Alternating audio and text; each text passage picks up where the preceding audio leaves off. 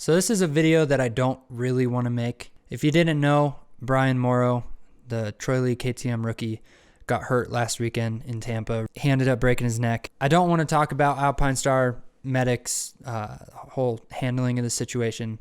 That's not something that I want to talk about at all.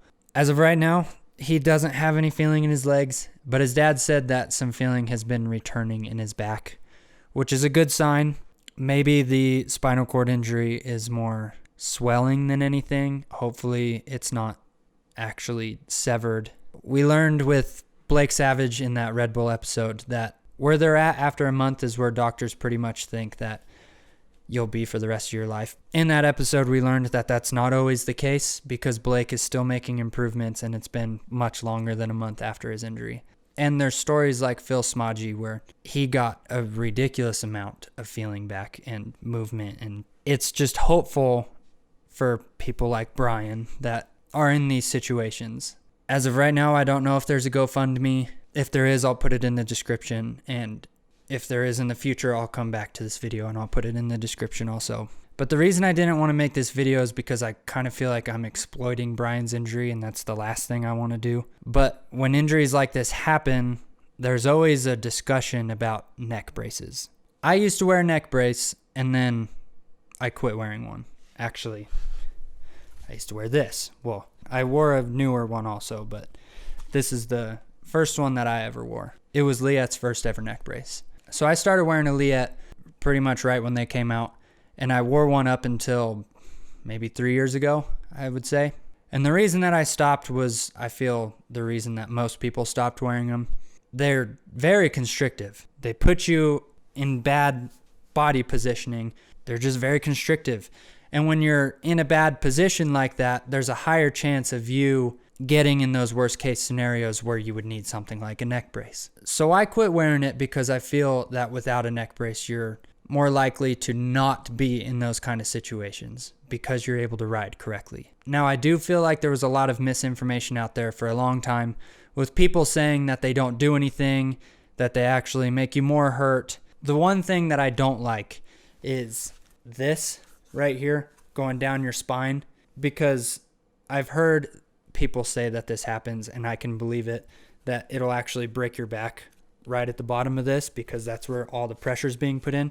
So I hate this. I absolutely hate it. And I'm glad that companies are starting to go away from that. But the misinformation of saying that it doesn't help you was out there for a long time. And then about a year and a half ago, I think December of 2018, this study was released by Great Lakes EMS that really showed that neck braces do help in protecting your neck, what they're designed to do.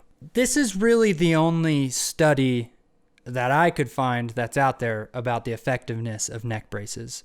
If you guys know of any, send them my way, because one study is really not enough to be conclusive if neck braces work or not. In their results, it really does show that a huge effectiveness when it comes to wearing a neck brace and saving yourself from cervical neck injuries. But there does need to be more, and then maybe a meta-analysis of all of them put together to really know definitively if a neck brace will help or not. And before the Liet came out, there was a lot of different things that people would wear that were like makeshift neck braces. Me, for example, I had a little pad that went around my chest protector that was probably this big, maybe, and it just served to stop my head from moving. There was nothing in the front, so my head could still go all the way down, but it was something. You had kids like Millsaps had that pad around his helmet that just a little bit, enough to stop his head. And then the Liet came out, and then people started ditching neck braces, and it became either you wear a Liet style neck brace or nothing. And those little weird products never were used. Now, I'm not saying that's the solution. I'm just saying it's kind of weird that it's either all or nothing. There's nothing in between.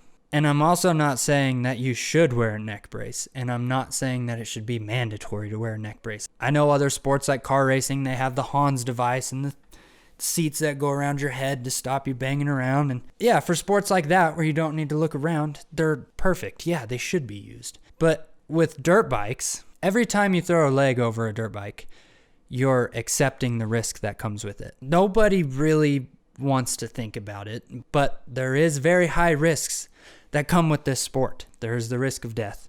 There is a risk of breaking your neck, of breaking your back, of getting internal injuries, and these risks are much higher than most sports. And as a motocross racer, supercross racer, woods rider, anything on a dirt bike, you accept those risks. Because of that, it should not be mandatory to wear a neck brace. You should be able to decide that on your own if you're comfortable wearing one or not. And a neck brace may not save your life. It may not save your neck from being broken. And with Brian, a neck brace may not have saved him. We just don't know. I don't know the circumstances of his crash to say one way or the other, and I'm not educated enough in the matter to say one way or the other. But I think it's healthy to have a discussion. I think it's healthy to have a discussion about everything. I've seen it a lot on Vital and other forums that people are talking about it, and I think that's good. Everybody should be educated one way or the other and have multitudes of opinions one way or the other.